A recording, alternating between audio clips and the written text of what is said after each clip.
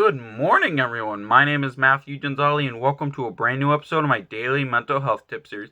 Now, a little disclaimer, today's episode is going to be just like yesterday's episode, and it's a little bit different than the normal formula I follow.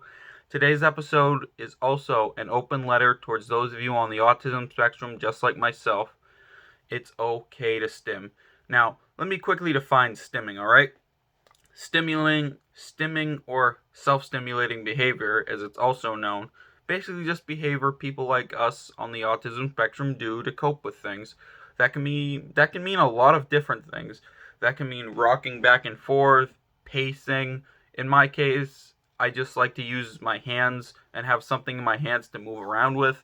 It helps me cope a great deal with whatever's going on around me. If you've noticed, in a lot of other videos, my hands are moving and there's something in it. That's because this helps me emotionally speaking. I do it all the time, and it took me the longest time to even realize it had anything to do with my autism. I would just be in the doctor's office. Little disclaimer for those of you at home. Little exclusive for this video. I'm very much afraid of getting needles and shots. So I would just be sitting in the doctor's office, scared out of my mind, waiting to get a needle. And what would take the place of the stim this time to help me cope with that emotionally stressful moment? My phone. I would barely do anything on it. I would just hold it, move it, and it really works. Now, I know there's this horrible stigma out there on stimming, that it's weird, that normal people don't do that. To that I say, it's our world too.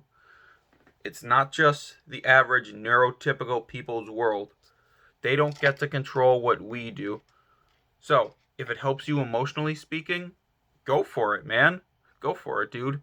If it helps you, go for it. Now, when I say it's okay to stim, I mean to an extent.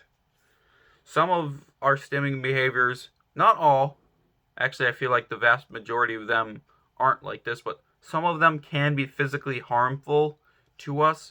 And if they're physically harmful to us, I recommend we find a brand new way to stim instead of causing ourselves any physical harm. Alright, thank you guys so much for watching. Remember, bottom line, it's okay to stim. It's our world too. Thank you guys so much for watching.